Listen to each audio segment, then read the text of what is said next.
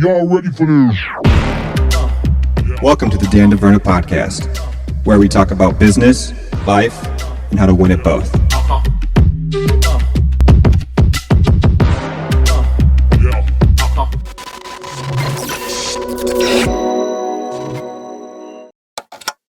So I'm here with my longtime partner, Jennifer Alford. It's kind of interesting that we have to do a Zoom call because we're in the same building, but if we were in this room together, then we would have to be wearing masks.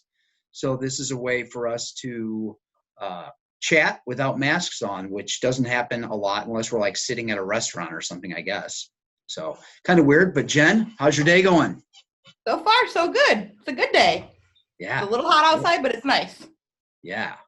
So we've been in the middle of this, crazy pandemic, just like everybody else, and trying to run a business and trying to run our own individual financial services practices and still doing your home life and your dog life and all this stuff. So, kind of riding the ride. But I thought I'd have Jen on because she has very interesting perspectives in the reflection towards me, because how long have we worked together on some level? I think since 1999. Yeah, right? So 20, like 98, 99. Yeah. It was the end of well, no, you would have been 99 that we started working together, because I was at the New England in 98 and you came in 99 as the marketing director. So, Wow. Yeah, long time. We've grown up together, though. Yeah. A lot of different positions, a lot of moving parts. 20-some years. Whew. Yowza. I know. So anyways, tell us a little bit about yourself. Yeah, so I started in the career really young. I was in high school and did a high school internship. So I haven't really done anything outside of the financial business. I've done a lot of different positions in the financial business, but a lot of people think it was because of my mom that I got in the career, because my mom worked at a large agency in town, and she was an assistant, and she used to take me to work with her when I was a little girl. And I thought, it's a nice office environment, and it was fun. There were some high energy people, and I was really drawn to that. But for her particular job description, was kind of like my nightmare to have to sit there all day long at a desk and run it that way. So while I love the career, I identified early on that with my personality, that wouldn't really be a fit. So when I was in high school, a group of us worked at a pancake house in town. And so every Saturday morning, we would start at like 5 a.m. and we'd go from 5 a.m. till 1. And we were high school students, and you'd make pretty good money because it was a good pancake place. So I would have people that would come in. And one of the people that used to come in was a general agent where my mom worked. And so I would always take his table, and I treated him like he was my client. And so I was maybe 3 or 4 months. And he said, "What are you doing? What are you doing here? Let's get you in something different." And I was young, and I thought, okay, that'd be fun. And I was very honest with him. I said, my mom, that wasn't my deal. And he said, "There's a lot of different opportunities for you." So I went there and did an internship, and then loved it and stayed. So just kind of worked my way up through the ranks there. So, so it was neat being able to work with my mom. And one of my goals early on was to be able to hire my mom, because I thought she was the best assistant ever. And so that did come true for a little bit, although now she's at a different stage in her life and she can retire, and my personality can be a little intense sometimes. So I did get to pursue that dream and make it happen. That's awesome. Yeah. Yeah. So you've made a lot happen. So originally with Savage and Associates for a little bit, and then the New England, and then, tell us just a little bit, because I have my version, but tell us a little bit when we started this place, like kind of where your head was at. And that was 2005 that we actually started. But tell me where your head was at when we put that thing together. So having the experiences of working at the different agencies, you really got to pick up on what it took to build a successful agency. And so traditionally in our world, we would bring on financial advisors, you'd bring on a lot of different people, and you would kind of hope that maybe 5 or 10% of them would actually stay. But for people's personalities like me, I get very attached to people. And so it was hard to watch that system, because I would end up caring sometimes more than what they did. And that was something that, Dan, you always pointed out to me earlier. You can't make somebody be successful if it's not in their realm of possibilities. And so through that, I think we've developed a different strategy. And it's that we know we're very good at what we do. We know that we can help provide a service to different advisors out there, but they've got to be part of our personality. We've got to all like each other first. That's a very basic thing, I think, of building an agency is you could have one producer in here with a big personality that can really hurt the office environment. And so we're pretty strict about that. If only 10% of people make it in this career, we should really only hire about 5% of the people that we interview. And so it's hard to get your foot in the door, but once you're here, we're all in with you. So we're not micromanagers at all, but we can help people's practices go to the next level. The average age in our industry is, I think 58 now. So at that age, usually they're making pretty good incomes. They've got a lifestyle they have, but they're a little burnt out of the career. And so we've got some younger group of people here that will help to motivate them and really kind of do what they want to do. We've got a producer we brought in last year that really loves to golf. And so he's got a lot of clients, doesn't like the case design. He can go out, he can golf and do his own thing and pick up clients that way. So once you get to a certain level, you get to make your own rules. Our job, and Dan, you and I do that, is to make sure that the practice still runs with or without them here. Yeah. So the team environment's a big deal. Yeah, I don't know how many, I don't have quite the experience that you have in my track record stuff, but as from the places that I've been and what I've seen, this is a unique environment. I mean, we really have like a team philosophy. And if you go almost anywhere, at least around Toledo, it's a lot of individual producers, and some of them are really great and some of them maybe not so great, but the true team philosophy where almost everything I do, there's somebody else in the chair next to me. Right. So any of my clients that are watching this, they know like, hey, they've met Rob or CJ or Justin or like somebody. They're doing their taxes with our guys, and sometimes they're doing wills and trusts with attorneys that work out of our office and all those things. And so that real team philosophy, and once it's explained, the two big things that I explain for that is, one, it allows you to play to your strengths for sure. But the other thing is when somebody's out of the office or in meetings, there's somebody else that knows what the heck's going on. And that's really, really valuable. And once you lay that out, and then on top of that, this business is so broad. I mean, there's literally, seemingly 100 different ways that you could end up being successful. And not everybody's going to be the person that goes out and gets the client and kind of the rainmaker person. And so you need a lot of other people to help support this stuff. And with as heavy as compliance has gotten and all of the just all of the things that have expanded since I started doing this, it's a way heavier burden than it used to be. Yeah. And, I think you're so much happier in life in general if you focus on what your strengths are, not your weaknesses. So when we bring somebody in, or even our existing people, it's our job to find out what their talent is and make sure that that's really all they're doing. So the philosophy of sharpening your skills, we always want to be better. We always want to get better, but we can also do what we want to do, be really good at it. And then we go out and hand select the other people behind it. So if you don't want to sit and watch the computer screen all day and watch the stock prices, you don't have to do that. You can go out and meet the clients. So I think you and I really have to find those talented people, and we've done a good job of that. So, and I think you take it as seriously kind of as we do at the office, making sure that we all fit in, because we have to really like the people we work with. So they make us better. And also, I mean, we're, like you said, we're in Toledo. So our office is pretty young age-wise compared to the industry. Our incomes are a little bit higher. I think we've got more clients than what a lot of people do. And so the trade-off for doing that is that there's some pressure and there's some stress there. But on the opposite side of it, once we figure out what they're really good at and that's all they're doing, they're so much happier.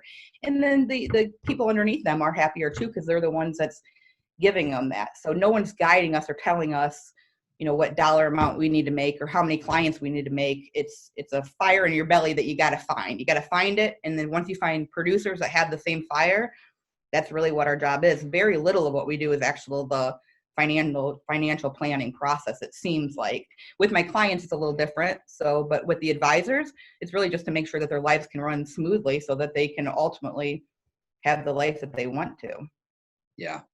Yeah, I think that's interesting because, every year we talk to like an intern. Like I've had college interns. I've had a couple kids follow me, the high school kids follow me for the day. And, people that are considering this business we've interviewed, and everybody thinks that, oh, you must be really good with numbers, and oh, that must be and it's interesting as you get into this, how little of that. I mean, it's definitely a very important facet, but it is definitely not like you could be one of the most brilliant investors, and if you don't have anybody to talk to, you're going to fail. That's just the way it is.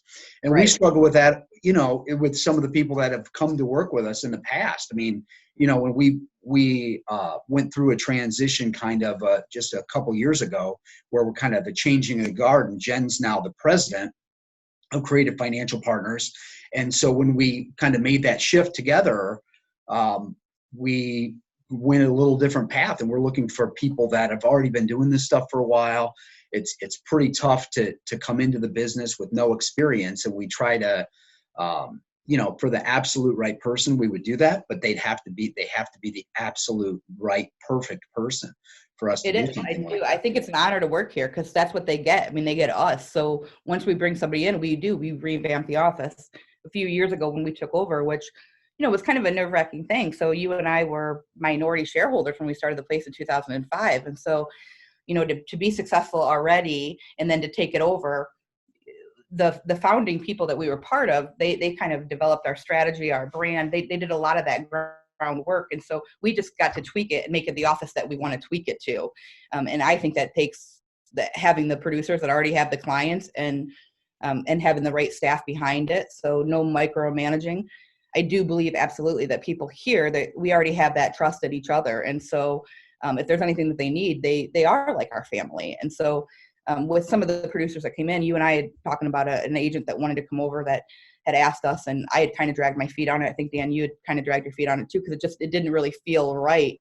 So at that stage, it's not about the income. It's about they're going to come in our office and they can really change the dynamic. And we have to take that very serious. So we've got, around 40 people that we help guide their path to. And so we're not going to bring somebody else in that doesn't fit. Yeah. You're some of all the people that you hang around with, right? I think you've always said that. So we got to be careful who we're spending our time with.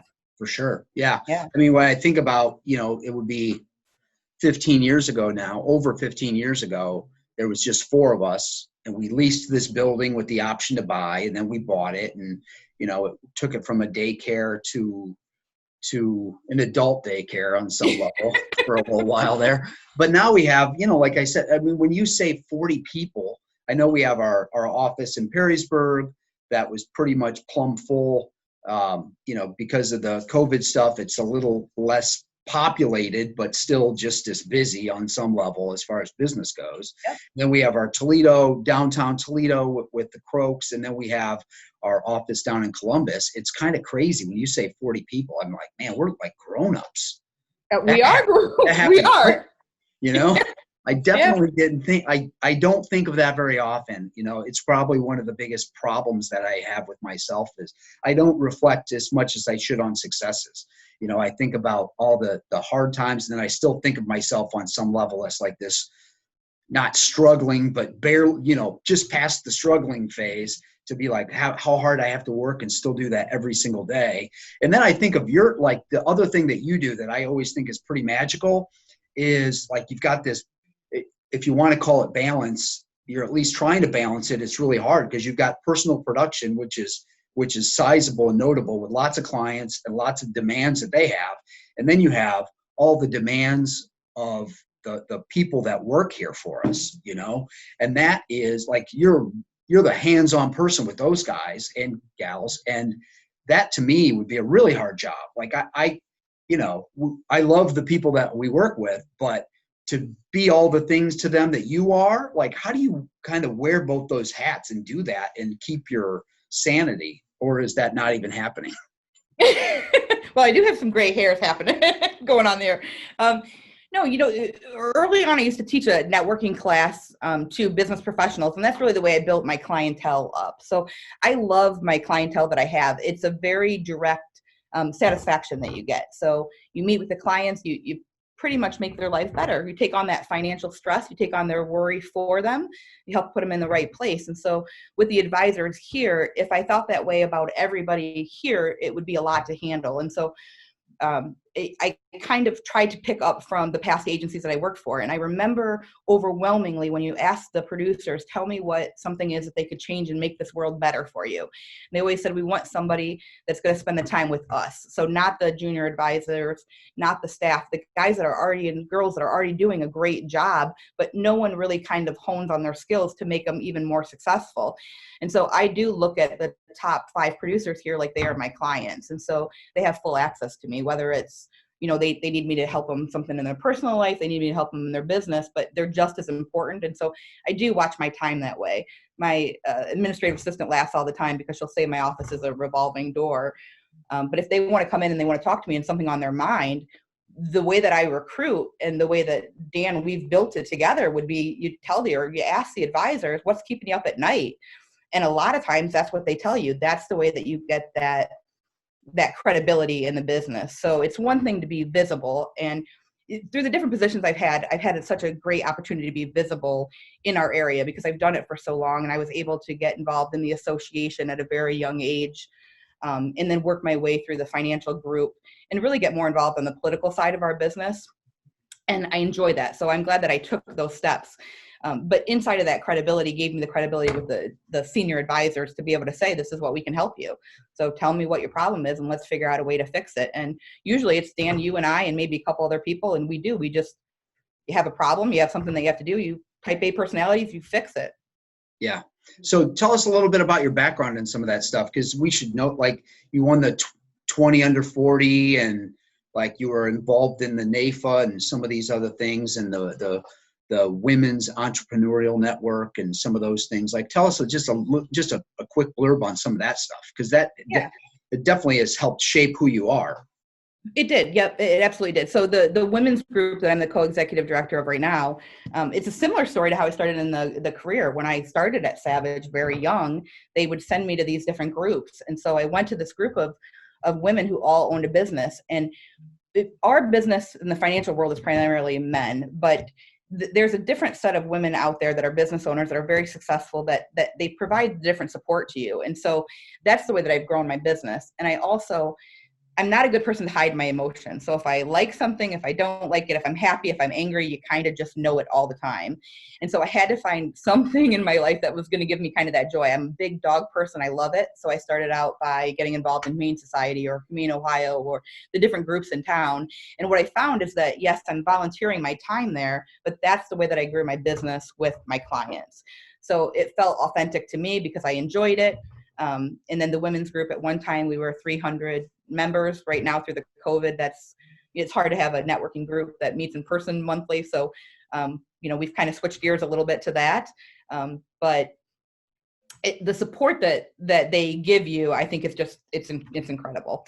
And when I was doing my internship, I remember my first job when I walked in there, we had these cards and they would have like a policy number on it, and it was a large agency, so we would get boxes of these delivered all of the time. And we had 3 high school girls or 3 high school guys that were interns that would file these cards. And I was there for about 2 weeks and I was overwhelmed. I just kept looking at these boxes and I was looking at the payroll and I was looking at just kind of a mess. And so I remember on a Friday night, I went into the office and I picked up all of those boxes.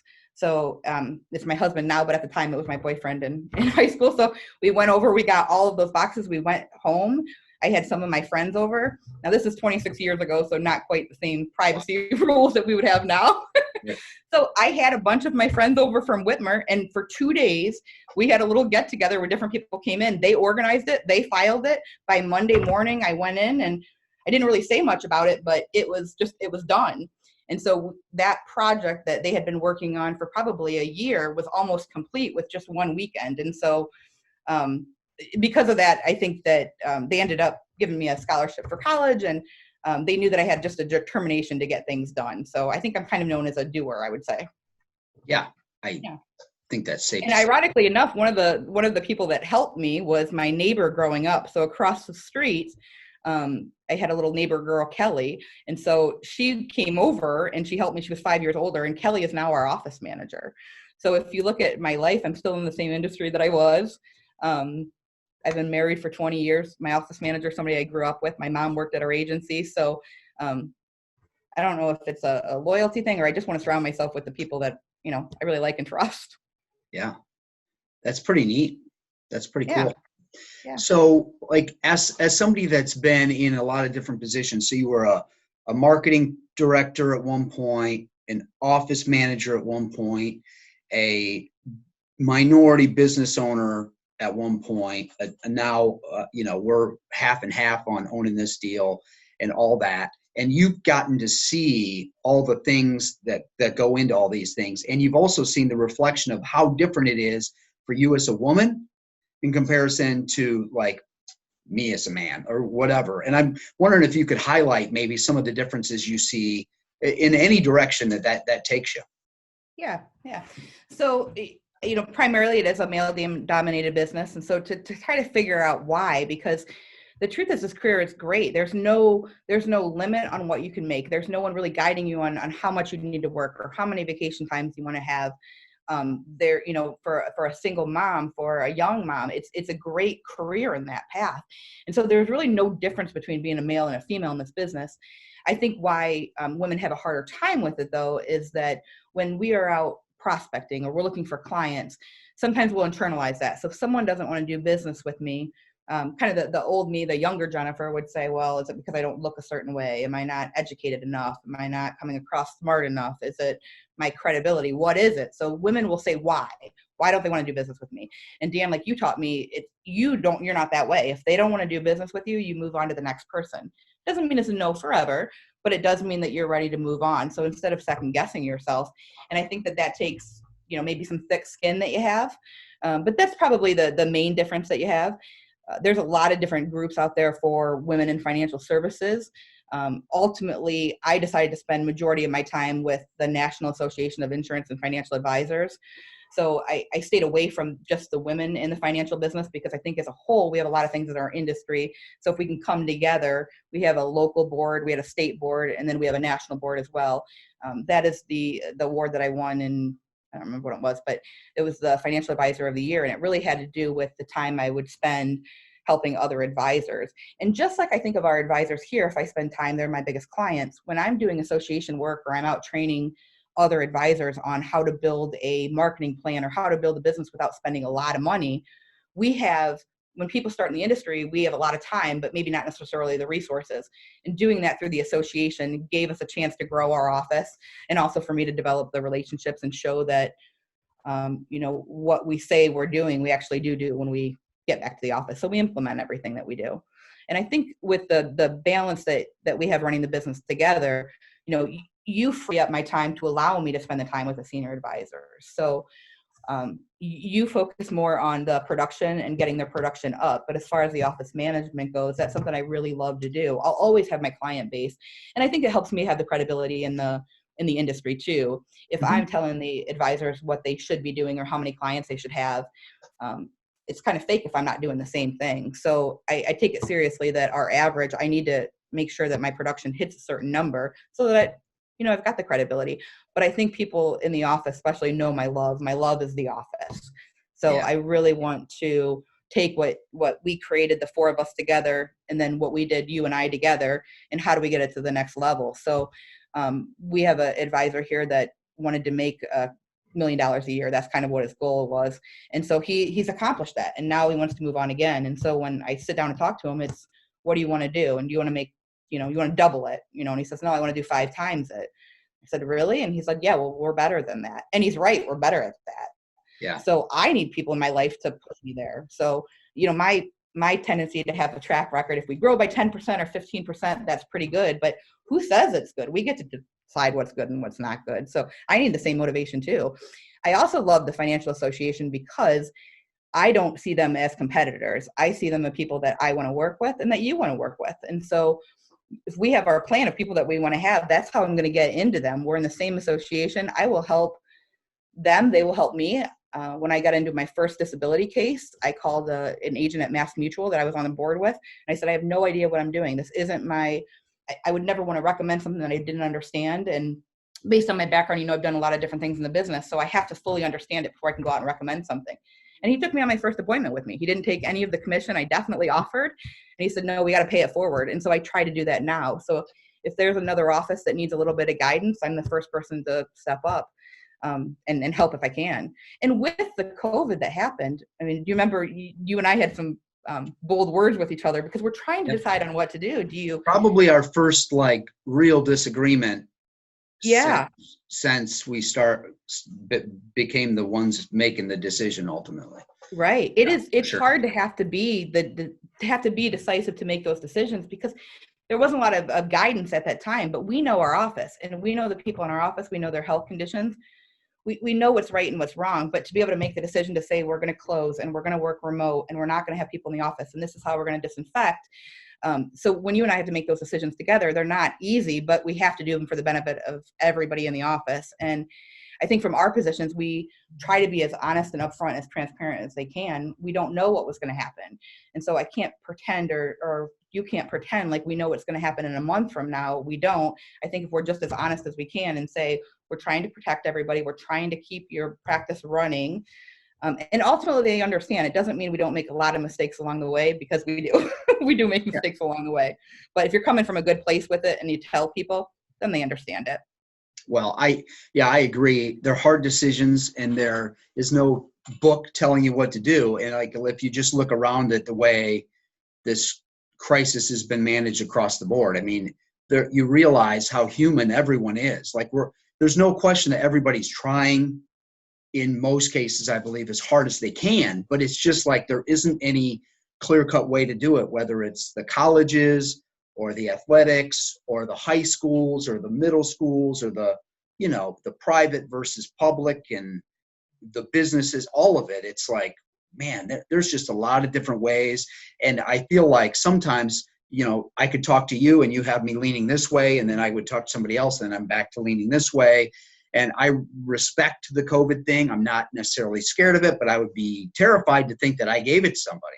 So like there's a bunch of weird moving parts. And so with that, like with all this craziness going on, and then we have the business we're running, and then everybody's got their own personal stuff too. Like, how do you keep the positive, like anybody that would talk to you would come back if they were going to talk to me about it and they'd be like bubbly, like Jen's, oh, she's so bubbly. She's so great. Like she's the best ever. Don't you love her? Yes. Like, how do you keep that kind of attitude going during such a hot mess going on out there? Yeah. Well, I mean, the good thing is with media is that you get to be the one to control what you watch, when you read it, how you listen to it, and how you interpret it. And so you said early on that they're kind of like mental vitamins. What do you do to keep yourself positive and going in all directions? And I'll always go back to when I was 25, I took a class, and the class I took was in the financial group, and they had us write our own obituary down. And so, and it sounds kind of crazy, right? So, and I'm more emotional, so I'm kind of crying and I'm writing my obituary down. What do you want to be remembered for?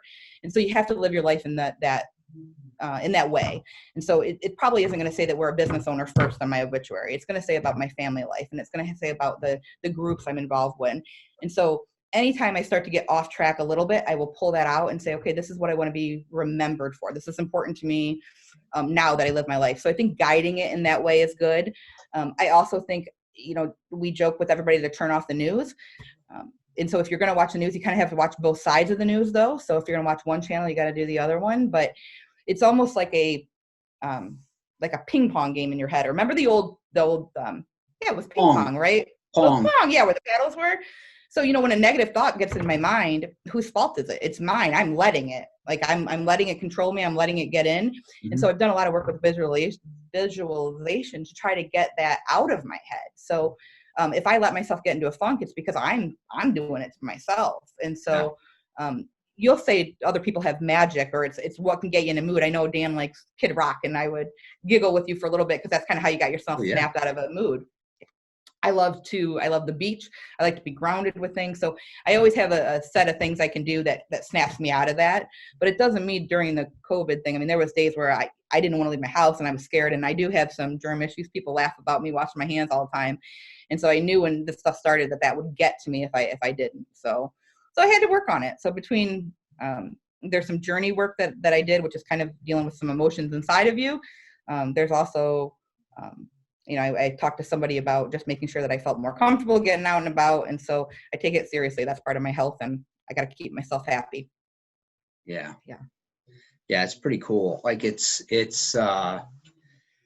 pretty interesting that we've gotten to this point, very much together in this situation for 20 some years. Like it doesn't seem like we're old enough to be having this conversation like this. And then Not to at think all. of, that many people, and we're kind of responsible for them, but I wouldn't put it in anybody else's hands. Like that's the other thing. When I look at all these decisions being made, and I'm not judging any particular school system or anything, but I legitimately think I could put together a committee of people that would make better decisions than almost any of these. Like it's kind of crazy. Like I don't even know if it's logic how some of these things some of these schools and things are coming to these conclusions. It's the craziest thing. My Canadian friends are always, so I mean everybody knows at this point my business coach is Canadian and a bunch of my best friends are Canadians, and they just think they're like looking at it like we're the orangutans in the zoo. Like they're like looking in on us going, what are they doing now? Like what's going on? So you're telling me in Ohio your kids can't go to college? Oh wait, no, they do go to college, but they can't play football. But your high school kids can't go to high school, but they can play football. Like in the same state. I'm like, yeah, that sounds about right. Like, I don't know. I don't know what to make of it. And I think we're all just in this together. And again, I just try to keep in mind everybody's trying as hard as they can. And that's what we do. And, I appreciate all the good things. I think the one thing that COVID has definitely done is it helps you focus and realize like you had the ability to spend time with literally no one. So if you wanted to be just isolated by yourself, you could do that. And so if you took that practice and you took it down to just you, then you said, all right, so I'm going to allow one person into this bubble. And then you pull that person, and then you pull that person, then you pull this. Like you've had the ability, if you chose to and did it correctly, you could really rework your circle. And this is a perfect excuse. Mm-hmm. So I think all of us have spent more time than usual alone and more time isolated with family and stuff. So it really, highlights, like somebody put the big strobe light on, what the strengths and weaknesses of yourself and with your people, and, picking out those kind of Eeyores that are potentially bringing you down and going, geez, I could use a little more Jen in my life. Like this, like she's really good. Like this is a really good thing for me. And so I love being able to focus on those things. And, I love working with you and I appreciate you. And is there anything else that everybody should know about before we sign off? Let's see. I'm trying to look through my notes over here, but I think ultimately, if our message could be that, what kind of sets us apart, makes us different, and also what makes us get along better is that we do try to focus on everybody's strengths. And so we're going to be positive. And even through the COVID mess that we have, the one positive thing I can see is that relationships, we're getting back to relationships. I remember 10 years ago in the financial group, I was in San Francisco and we had a ton of people there. And the big talk was, are we going to be replaced? Are we going to be replaced by machines? They would have they look like ATMs that you could walk in, you could put your money in, you could push some buttons and it would tell you how to invest your money. And so they were robo-advisors and everybody thought, oh, this is going to kill our industry. In the same way that they thought when you buy life insurance, you can do it online. But the truth is that we're relationship people. And so consumers aren't looking for that. They need somebody, they need help. And through COVID, we had a lot of time to spend with our people to be able to establish that trust. And also, I think it's exciting to see the young kids take an interest in social studies, which never happened before. I was a terrible student, by the way, so school was definitely not my thing. My dad was an educator and really wanted me to do that for my whole life, but no chance of that. But so now with the time that I'm spending with the neighbors and the kids, they're trying to understand now, well, what's the Senate and what's the House and how are they making these policies and how do we have our world in this situation that we are right now, and they're fighting and the politics involved, but people are starting to understand it. We're coming together as a group, and I think it's really cool. I think the young kids are going to be more educated because this is something that happened to us and we didn't expect it, but we're going to come through it. And the other part of it is, if we take on some stress in our lives for sure, but we could and you do a better job, I will say, than I do. I do tend to watch the numbers. And so do you remember the day that the stock market dropped by, what did it drop by, Dan? It went down 10%, or I'm sorry, 30% in 10 business days. Market was down 30% in 10, worse than the Great Depression. So when those numbers, when I was starting out my day by looking at those numbers and seeing that it took us about 5 years to build the assets that we could lose in one day. And so I could focus on that, or we could come together as a group and figure out, how do we overcome this? What do? We've got to pivot. It's time to do something a little bit different. And we did, and we did it really quick. And so I'm so proud of the fact that we didn't have to lay people off, and that we didn't have to cut their hours. And I'll go back to the statement about hiring the right people. We trust them. We're not going to micromanage them. When we had our staff working from home, did any of us check on them to see when they were working? No, because they already work with us and we already have that trust there. And so that meant a lot to me that we were able to do that.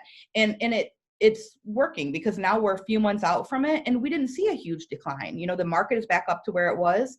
Our advisors are doing a great job with it. We didn't get really hurt financially. So for us to spend the time worrying about something that we didn't know was going to happen, let's go back to that Pong game, right? I was putting it in my head, and you kind of pulled me out of that. So I think to be able to be vulnerable with somebody, I'm very vulnerable with you, Dan. You know that I'll come in and, you know, if I'm worried about something or I'm upset, you definitely know that I am. But yeah, you can get nervous to make decisions, but ultimately, if you're just honest with your people, they understand. And I would say one of my weaknesses is definitely that I do tend to care too much. And so if I see someone's talent and they don't want to take advantage of that or use it, I will be a little bulldog until I can get them there. So if you can see a magic in a producer, which you did, your associate that you've got right now, it's exciting. He was somebody that used to go collect coins out of a car wash. And now, I don't know how many years he's been working with you, but you took that junior agent and you made him successful. And now he's got a wife that is able to stay at home, and he's got a baby. And it was exciting to see him wear a watch that he earned. He made the money and that was his goal. And now he's buying a house. There's no amount of money I can make that would give me that satisfaction. And so I've seen you do it with multiple people over the years. You take an advisor and you build them, and you kind of create them and you change lives. And that's what I want to do. I don't think we can do it with everybody in our lives, but a few handful of people, we're going to do that. I also had a neat opportunity, at Savage, because one of the founding partners, since my mom had been there, he had passed away really young. And so when I started there, he was already gone, but you heard stories, and the stories you heard were not how much money he made or how successful it was. It was that he grabbed everybody and made everybody part of a group. And so I'm a big dog person. So my dog is a cattle dog. And so she likes to herd my husband and I. So if Chris is upstairs and I'm downstairs, our dog is in the middle. Chris is outside, I'm somewhere else, the dog is in the middle. And that is what John Savage did. He brought that whole group of people together, and that was his impact and that was his legacy. And I want to do that too. So I don't care if I necessarily die with a whole lot of money, but I want to make sure that what I do is I can help change lives, and we're doing it every day. We can do it in the financial business. We can do it in the women's business. We can do it with dogs. But once you get past that and you can get past the stage of worrying about what people think about you, that was a good thing that happened when I turned 40, is just saying, okay, you know what, I am who I am and I got to be comfortable with it. So yeah, that's hard. Be hard of myself. That's easy to say and really, really hard to do. I mean, I think with your referencing Savage, I'll plug in the Tim Croak thing. I mean, for me, like, Tim did stuff for me that if it wasn't for Tim, I wouldn't be in this business. I definitely wouldn't be in this chair. I wouldn't have had the opportunity to be a partner with you. Like, I owe him an awful lot. And, you know, it's my responsibility. I've said I'm going to do that I'm going to do for Tim, or what Tim did for me, I'm going to do that 5 to 10 times. Mm-hmm. And I'm at 2. So I've got a lot of work to do. Like, you're more than 2, but we'll let that one slide. People, but I mean, to the level that Tim did, like, that's my expectation. And that's the way, you know, that's the neat thing. And so I agree, like, if people in this business, there's a lot of things. We talk to so many people, we can help so many people, business owners and friends and family and other advisors, and they don't all have to necessarily work here. Like, I have some people that I'm able to help that don't work in our office, and you know, maybe someday we'll work together, and maybe we'll never work together. Who knows? And it's okay, because they're out helping people, and they're good advisors, and they are changing lives. You know, yeah. And it's a big responsibility with this job. Tim Croak also brought up a great point early on. He always said the other advisors out there, they're not the competitors. When you're working with a client, it is it's Franklin Park Mall, or it's it's the big retailers. It's where they're out spending their money. That's our fancy competition. cars. If somebody has a financial advisor, they're probably doing a pretty good job, right? I mean, they are. And so if they have an advisor, okay, but that's where the competition is. There's enough business in our area to go around.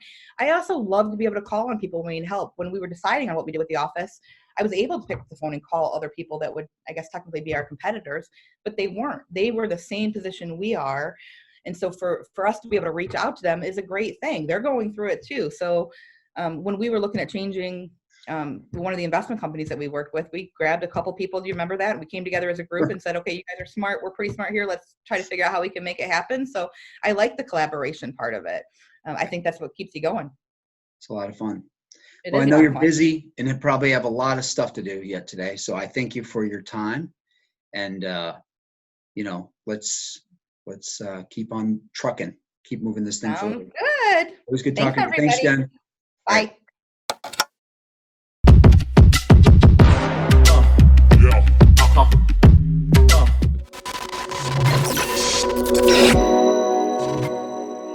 DeVerna offers products and services using the following business names: Creative Financial Partners, Insurance and Financial Services, Emeritus Investment Company, LLC, AIC, member FINRA, SIPC, Security Investments, Emeritus Advisory Services, AAS Investment Advisory Services, AIC and AAS are not affiliated with Creative Financial Partners. Products and services are limited to residents of states where the representative is registered. This is not an offer of securities in any jurisdiction, nor is it specifically directed to a resident of any jurisdiction. As with any security request and prospectus from a representative, read it carefully before you invest or send money. A representative will contact you to provide requested information. Representatives of AIC and AAS do not provide legal or tax advice. Please consult your tax advisor or attorney regarding the situation. Whew. Thanks for watching.